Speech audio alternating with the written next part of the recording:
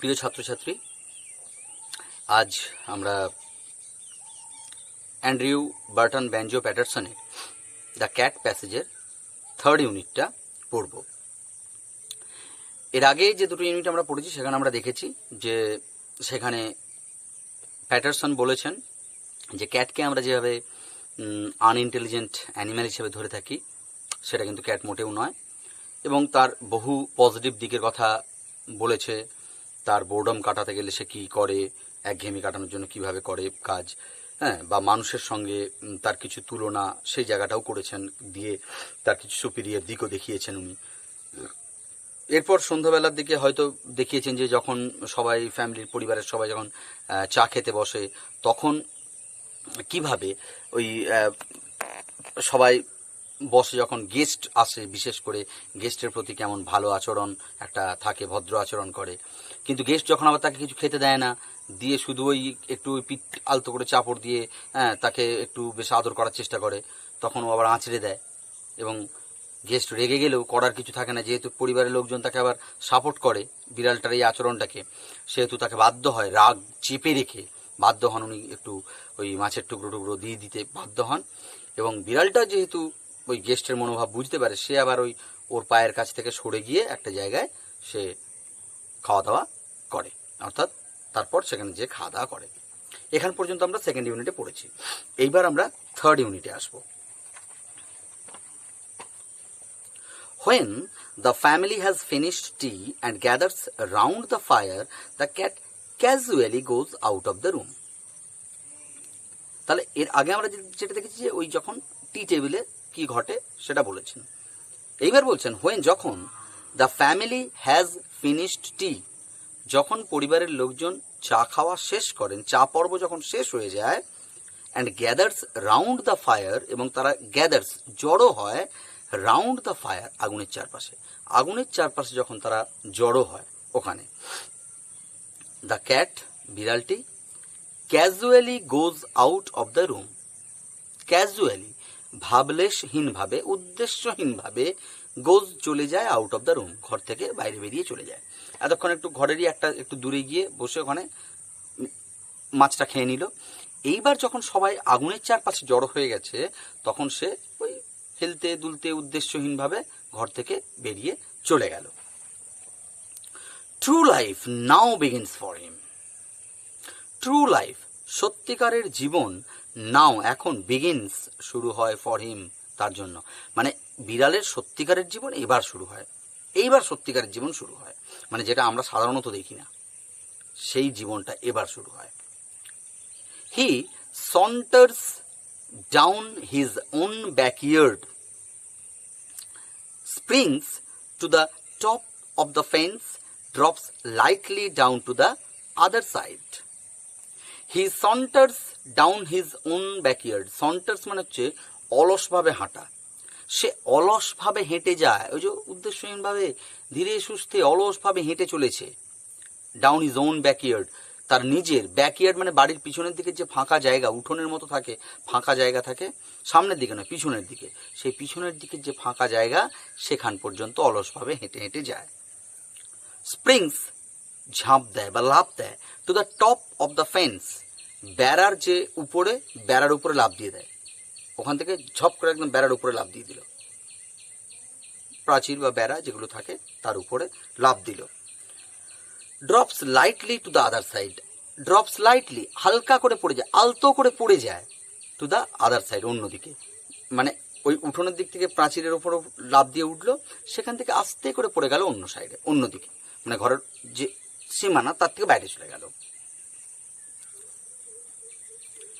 He ট্রটস across and skips to the roof of an empty shed. He trots across, সে ধীর পায়ে হেঁটে চলে, and এবং skips, লাফ দেয়, to the roof of an empty shed, একটা ফাঁকা যে ছাউনি, শেড থাকে, ছাউনি হয়তো চাল ছেড়ে দেওয়া আছে, সেই তার যে ছাদ, সেই ছাদে লাফ দেয়, লাফ দিয়ে ছাদের ওপর উঠে যায় ওখানে। His movement becomes leady and panther-like. His movement, তার হাঁটা চলা, তার গতিবিধি, বিকামস লিডি, খুব নমনীয় হয়ে যায়, খুব চটপটে হয়ে যায়, মানে যেমন করে খুশি আমি হাঁটাচলা করতে পারি। মানে এরপর আস্তে আস্তে মুভমেন্টটা ওই অলসতা যেন কাটিয়ে উঠছে সেরকম। অ্যান্ড প্যান্থার লাইক, এবং হয়ে যায় অনেকটা প্যান্থারের মতো, প্যান্থার কালো বাঘের মতো এখন তার গতিবিধি হয়ে যায়।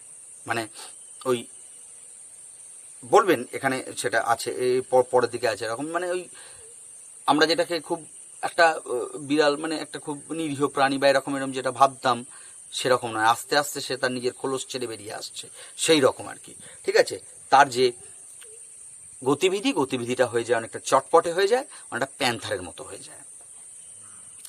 He looks keenly from side to side and moves noiselessly, for he has so many enemies, dogs and small boys with stones. He looks, সে দেখে, কিনলি খুব আগ্রহের সঙ্গে, খুব উৎসুকভাবে সে দেখে, ফ্রম সাইড টু সাইড, এদিক থেকে ওদিক খুব আগ্রহের সঙ্গে, খুব মানে একদম উৎসুকভাবে দেখে নেয়। অ্যান্ড মুভস, এবং এগিয়ে যায়, নয়েজলেসলি, নিঃশব্দে এগিয়ে যায়, কোনো শব্দ করে না, চুপচাপ সে তার গতি বাড়াতে থাকে, চুপচাপ এগিয়ে চলে। ফর, কারণ কি এদিক ওদিক দেখে কেন বা ওই চুপচাপ যায় কেন? কারণ হলো he has so many enemies, তার প্রচুর শত্রু রয়েছে। কে? ডগস, কুকুর আছে, and small boys with Stones, পাথর হাতে ছোট ছোট ছেলেরা থাকতে পারে, এরকম আর কি। মানে কুকুর তো আমরা জানি এমনি চিরশত্রু বিড়ালের, তাহলে ওরা তো আছেই, তার সাথে ওই ছোট ছেলে হয়তো পাথর নিয়ে আছে, ছুঁড়ে দিল, তাহলে এরকম শত্রুর তো অভাব নেই। তো যেহেতু এরকম শত্রুরা আছে, সেই জন্য ওকে খুব উৎসুকভাবে, খুব আগ্রহের সঙ্গে এদিক ওদিক দেখতে হয় এবং ধীর পায়ে তাকে এগিয়ে যেতে হয়। এটা হচ্ছে ব্যাপার।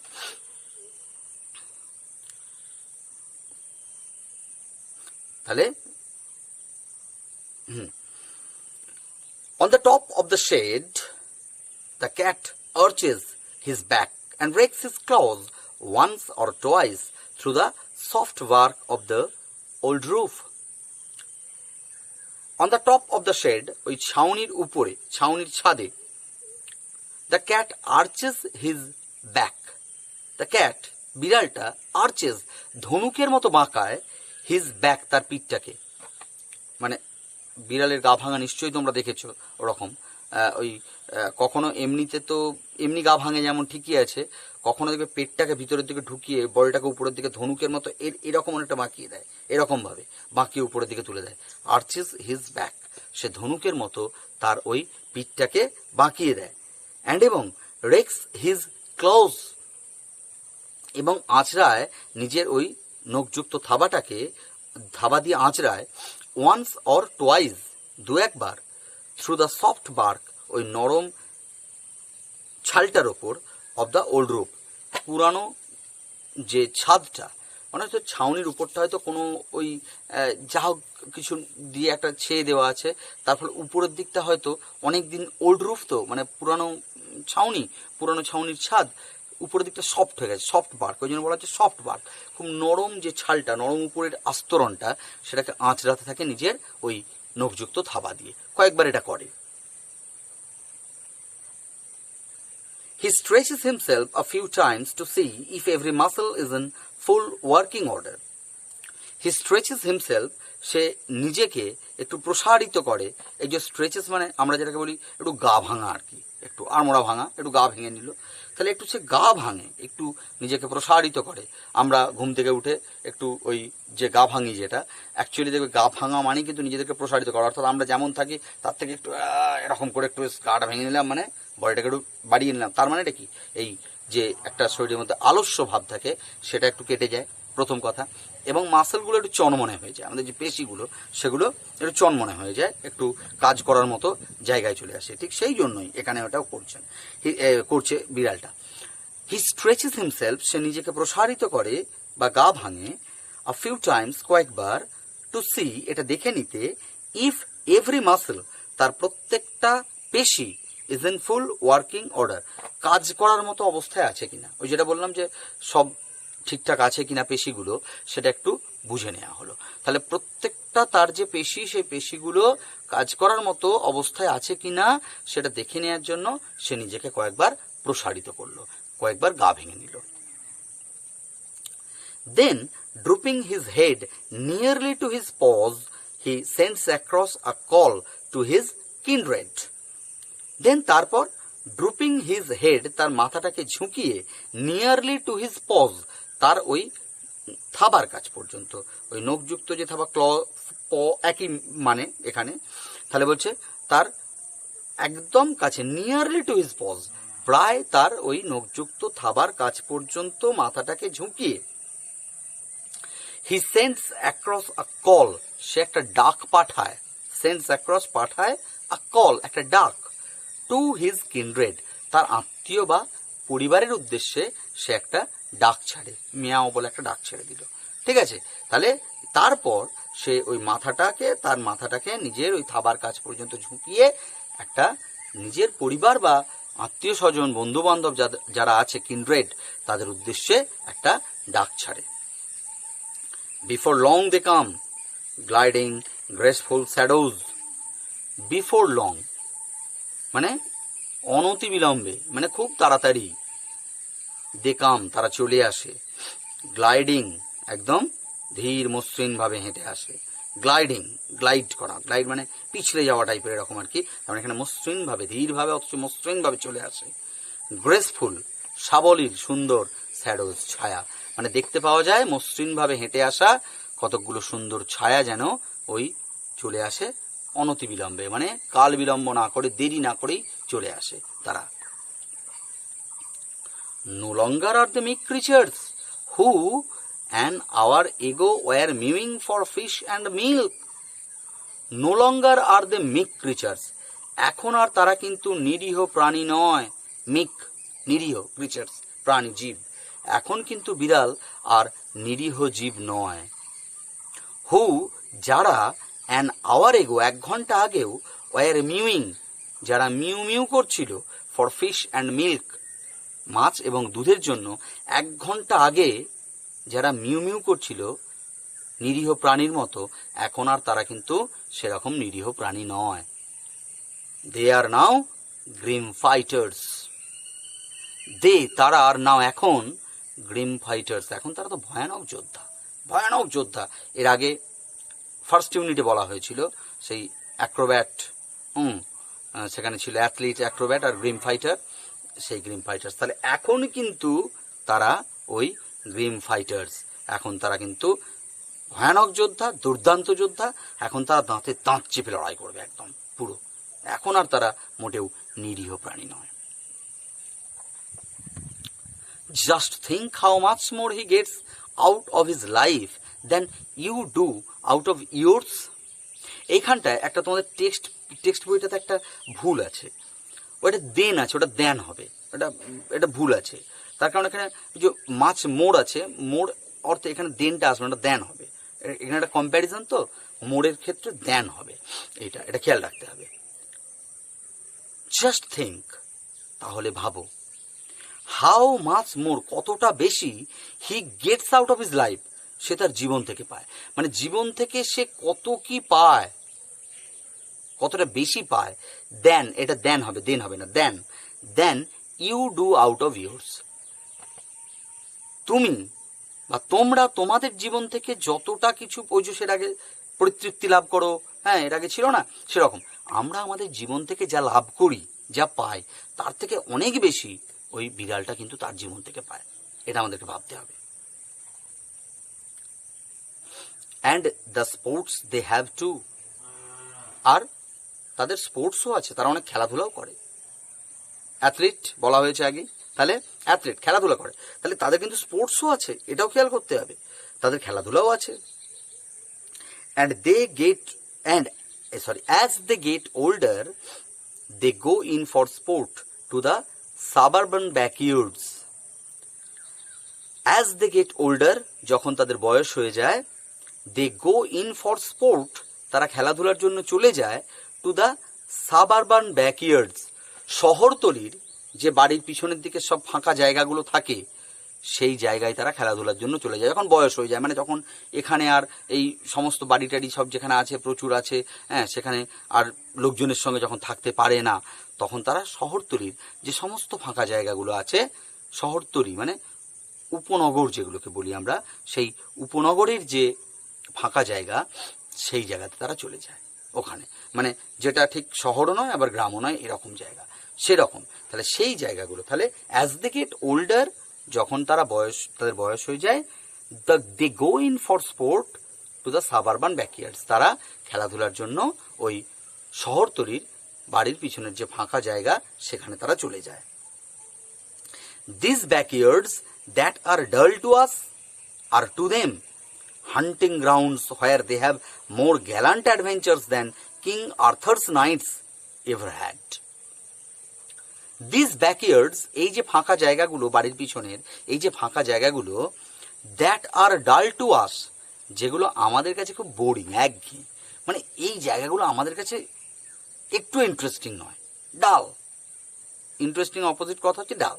তাহলে যেগুলো একদম একঘেয়ে জায়গা আমাদের কাছে, আর টু দেম, তাদের কাছে হান্টিং গ্রাউন্ডস, এইগুলো হচ্ছে শিকারের জায়গা।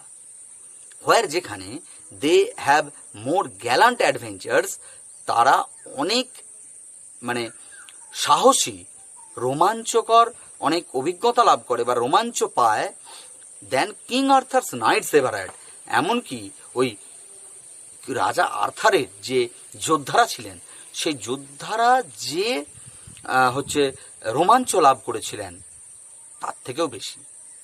এখানে হয়তো একটু এক্সেসিভ অবশ্যই, হ্যাঁ, যে রাজা আর্থারের যে যোদ্ধারা তাদের যে অ্যাডভেঞ্চার, সেই অ্যাডভেঞ্চারের থেকেও বেশি অ্যাডভেঞ্চার হচ্ছে বিড়ালগুলো পেয়েছে, এটা আবার কি কোনো কথা হলো নাকি? ঠিক আছে, তোমরা রাজা আর্থারের কথা পড়েছো, ক্লাস 8-এ পড়েছো তোমরা, সেখানে কিংস টেলে ছিল, সেখানে কিং আর্থার তার সেই রাউন্ড টেবিল যেখানে 50 জন নাইট বসতে পারতো, সেই নাইটদের কথা এখানে বলা হচ্ছে।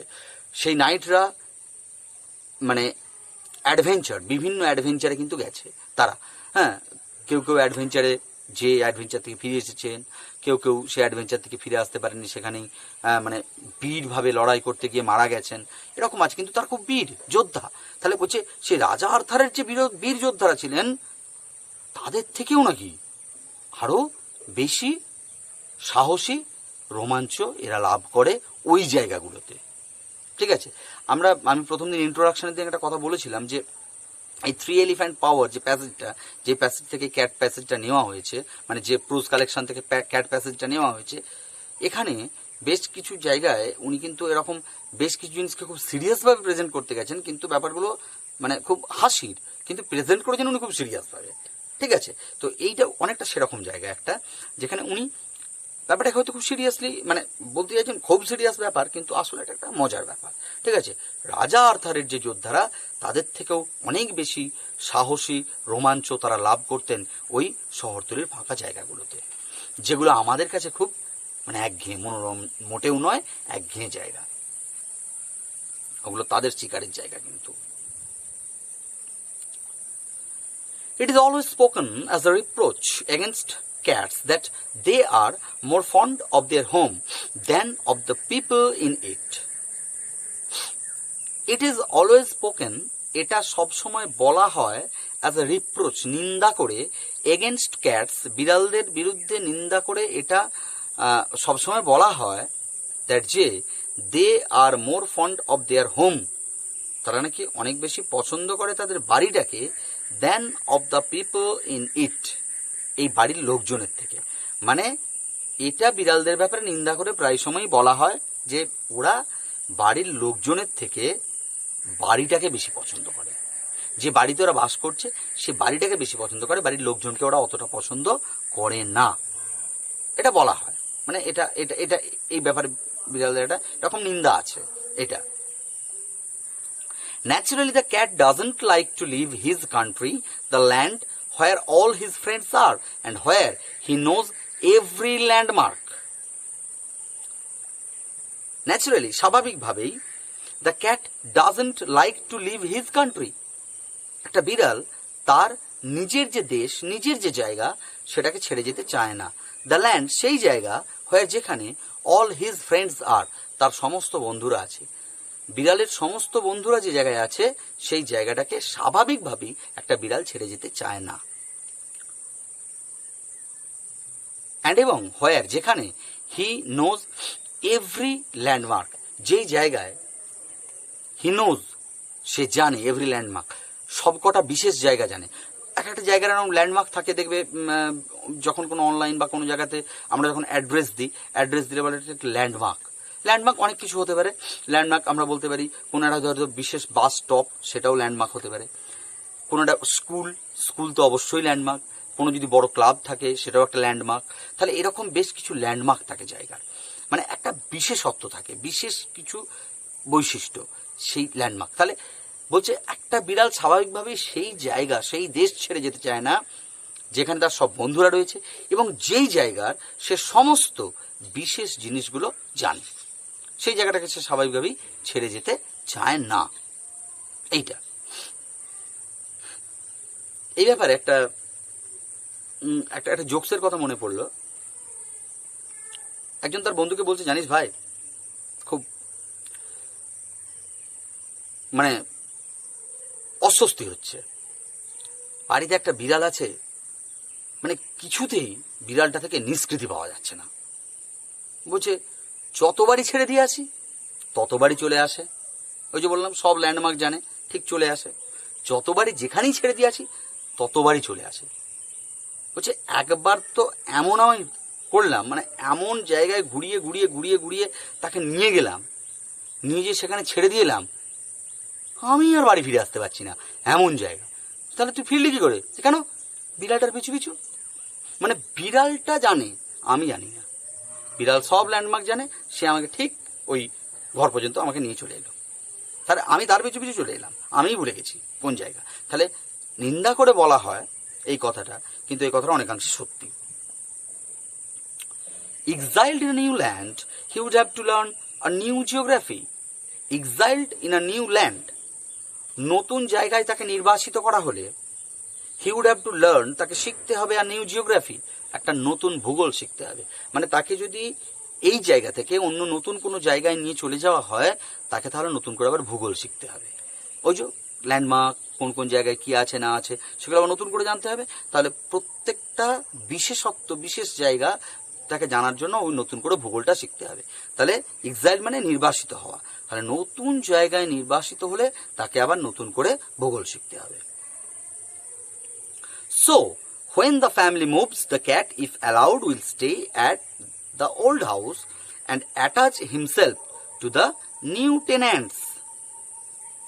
So, সেই জন্যই when the family moves, যখন কোনো ফ্যামিলি চলে যায় এক জায়গা থেকে অন্য জায়গায়, যখন কোনো ফ্যামিলি চলে যায়, দ্য ক্যাট, বিড়াল, ইফ অ্যালাউড, যদি তাকে অনুমতি দেওয়া হয়, will stay at the old house, সে কিন্তু তার পুরনো বাড়িতেই থাকবে, অ্যান্ড এবং অ্যাটাচ হিমসেলফ, নিজেকে যুক্ত করে দেবে, টু দ্য নিউ টেন্যান্টস, নতুন ভাড়াটিয়াদের সাথে। অর্থাৎ যারা চলে গেল, নতুন যারা ভাড়াটিয়া আসছে তার সঙ্গে ঠিক ম্যাচ করে নেবে, ঠিক অ্যাটাচ করে নেবে, মানে অ্যাডজাস্টমেন্ট ভালো করতে পারে।